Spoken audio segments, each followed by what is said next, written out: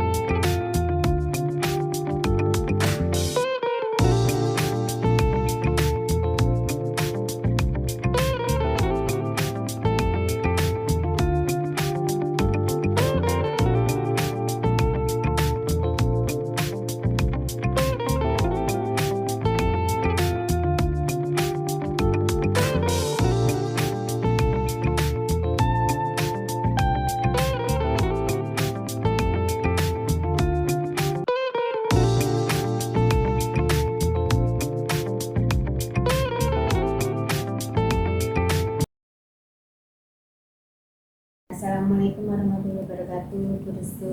Waalaikumsalam warahmatullahi wabarakatuh. Selamat siang, Bu Siti.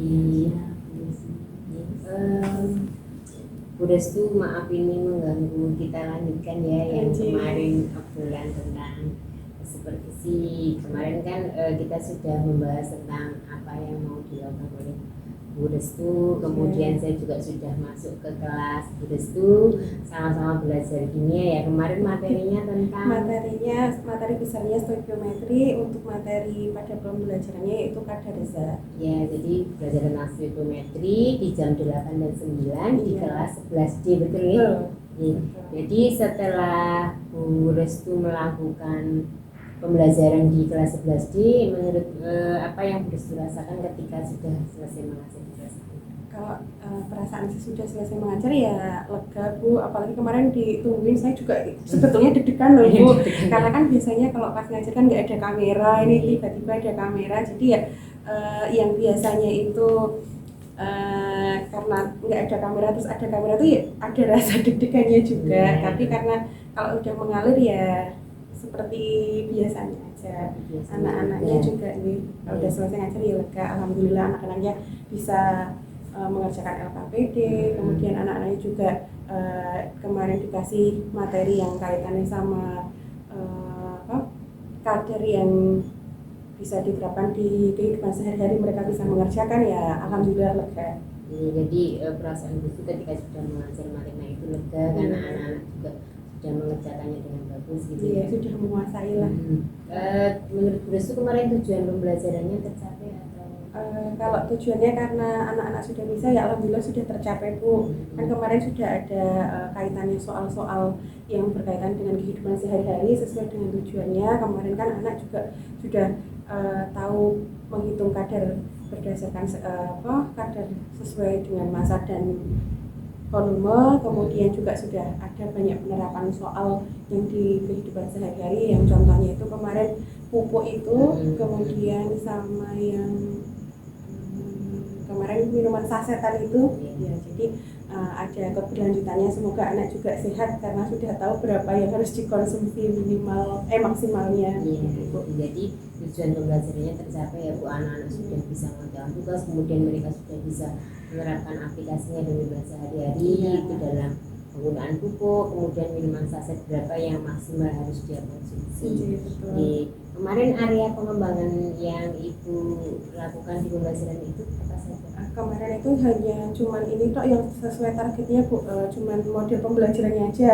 Karena kan kalau kemarin karena ya mungkin waktunya sudah siang, terus anak-anak juga sudah capek, jadi kurang begitu tercapai. Yang tercapai cuman saya menggunakan model pembelajarannya aja. Jadi kemarin kan ada problem based learning yang saya gabungkan dengan SEL, social emotional learningnya. Jadi saya kan sambil jalan-jalan gitu, Bu. Cuman ya sebetulnya memang memakan waktu, tapi kalau memang tidak seperti itu ya kurang, nanti anak-anaknya kurang bisa, kalau mau tanya langsung kan kadang juga mungkin malu atau gimana. Jadi saya lebih ke mendekat ke mereka. Cuman ya kalau untuk materinya yang lain saya jarang seperti itu, karena kalau ini kan memang materinya hitung-hitungan, jadi memang anak juga harus paham betul, jadi menggunakan itu. Jadi kemarin ada pengembangan itu, ada modul pembelajarannya itu PBL digabung dengan SEL, kemudian ada juga pembelajaran diferensiasinya ya. Tetapi yang tercapai itu adalah PBL dengan SEL-nya. Dari pembelajaran itu ada kendala dalam pembelajaran sehingga diferensiasinya belum kelihatan atau? Karena kemarin juga itu bukan jam terakhir juga itu, Bu. Mungkin kurang fresh juga anaknya pada ini, atau mungkin juga ya karena timing waktunya mungkin kalau lebih pagi semoga aja bisa. Jadi penyebab benar tersebut adalah waktu belajarnya yang siang ya, anak-anak sudah capek, tidak fresh, kemudian mereka itu sudah ya itu kecapean gitu ya, terus itu sehingga menyebabkan diferensiasinya belum tercapai. Kemarin targetnya Ibu diferensiasinya apa ya, proses produk atau Itu kan kemarin harusnya ada ini Bu yang di tugas bagian terakhirnya. Nah itu kemarin saya tagih, cuman mereka belum banyak yang ini, jadi kan belum tercapai itu Bu. Yang bagian kemarin di penugasan yang ya, itu, jadi itu belum tercapai. Jadi rencananya diferensiasinya produk gitu tapi belum tercapai. Karena belum tercapai, apa yang Ibu lakukan supaya untuk pembelajaran kedepannya itu diferensiasi salah satunya, misalnya kalau ini kan targetnya produk itu bisa tercapai seperti apa? Ya kalau bisa nanti ini kan kemarin karena belum tercapai, saya nanti tagih ke pertemuan yang berikutnya, kemudian saya laksanakan lagi kalau bisa ya di pertemuan-pertemuan berikutnya, mungkin bukan produk kalau misalnya itu kan bisa yang lainnya itu jadi saya bisa diganti bukan produk. Ya, jadi solusinya itu akan pada pertemuan berikutnya akan dilakukan pembelajaran diferensiasi, tidak harus produk, bisa konten atau proses. Jadi kira-kira kapan rencana penerapan itu, di seminggu lagi atau pertemuannya kapan? Rencananya sih pada pertemuan yang akan datang, karena kan mereka masih materinya masih linear dengan yang stoichiometry ini sebelum mereka nanti ulangan. Semoga sudah tercapai. Iya, berarti rencananya itu akan dilakukan pada pertemuan selanjutnya, berarti minggu ini sebelum ulangan karena masih ada keterkaitan materi ya. Kemudian dari yang sudah Ibu lakukan di kelas, kemudian perbincangan kita hari ini, kesimpulannya Bu Restu seperti apa? Kesimpulannya ya, saya belajar dari Bu Lucy mengenai yang tadinya saya kayak pembelajaran berdiferensiasi itu kan saya juga jarang menggunakan, tapi setelah kemarin itu mau disupervisi sama Bu Lucy, ya saya belajar lagi sehingga ya ada ilmu yang didapatkan, ya semoga saya nanti juga bisa belajar lebih banyak lagi dari Bu Lucy. Terima kasih sekali Bu Restu, luar biasa ya. Jadi kemarin ketika saya supervisi di kelas itu, saya juga melihat bahwa langkah-langkah yang ada di RPP itu terlaksana dari pembukaan, kemudian sintak-sintak di PPL yang dipadukan dengan SEL itu menurut saya juga sudah semuanya tercapai gitu ya. Ada mendampingi anak, kemudian berdoa, kemudian mengapresiasi anak gitu, semuanya sudah lengkap. Kemudian untuk penguasaan kelasnya juga sudah oke, anak-anak juga aktif. Cuman ya karena memang waktu itu tuh udaranya sangat panas dan di jam-jam terakhir anak sudah capek, itu pun salah satu dari kelemahannya karena pelajaran jam terakhir dan kebetulan menghitung gitu ya. Terima kasih sekali Bu Restu atas semua ilmu pembelajarannya. Saya juga kemarin ikut belajar bahwa kimia itu ternyata penerapannya di sehari-hari itu seperti itu. Mungkin itu dari saya, terima kasih. Mohon kepada Bu Siti untuk memberi masukan kepada kami. Ya, Bu. Terima kasih. Suatu saya.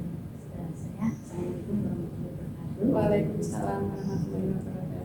Di sini Bu Luciana Sri Sunati sebagai Deputi Angkatan 8 ya, sebagai coach di sini dengan coachingnya dari Ibu Restu.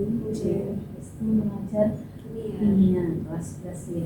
Sebagai di sini yang saya amati dari prinsip coaching yang dilaksanakan oleh Bu Lucy sebagai coach, itu yang pertama tujuan sudah ditetapkan, dan ini ditetapkan oleh coachingnya yang seperti itu, sehingga proses prinsip kemitraannya sudah berjalan. Yang pertama Bu Lucy juga sudah menanyakan area pengembangan dan sebagainya, kemudian tujuan pembelajarannya seperti apa, kemudian menanyakan perasaannya, refleksinya juga sudah ada di sini.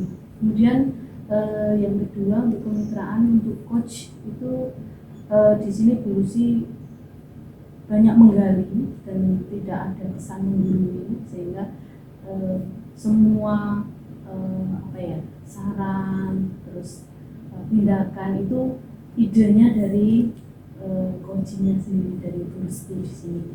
Kemudian untuk proses kreatifnya sudah berjalan. Yang pertama untuk percakapan sudah 2 arah, dan di sini dominan dilakukan oleh Bu Restu, sehingga memang seperti ini yang diharapkan. Jadi percakapan 2 arah, tetapi yang banyak berbicara itu diharapkan coachingnya. Jadi tadi Bu Restu banyak berbicara, kemudian Bu Lucy itu banyak mendengarkan dan presence-nya di mindfulness, kemudian membuat rangkuman. Jadi pertanyaannya itu menggali, kemudian merangkum. Jadi hanya mungkin memberi penguatan atau memberi apa ya, menanyakan kembali apakah ini sudah benar, jadi berupa rangkuman saja. Jadi tidak ada saran dari Bu Lucy, jadi semuanya keluar dari Bu Restu sendiri, sehingga untuk proses kreatifnya sudah berjalan. Kemudian yang prinsip coaching yang ketiga, memaksimalkan potensi. Di sini tadi sudah nampak Bu Lucy menggali apa tindak lanjut konkretnya seperti apa, sudah ditanyakan, dan tindak lanjut konkret itu idenya juga berasal dari Bu Restu sendiri, sehingga potensinya bisa dimaksimalkan. Dan terakhir untuk penutupnya itu sudah berupa kesimpulan, yang kesimpulan ini berasal dari Bu Restu sendiri.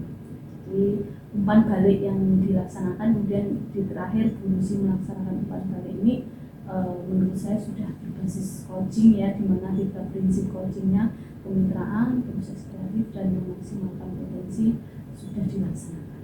Dan sekali Bu Restu kita semua bisa mempelajari dari ini bahwa teknik coaching ini memang diperlukan untuk menggali potensi yang ada dari seorang coaching.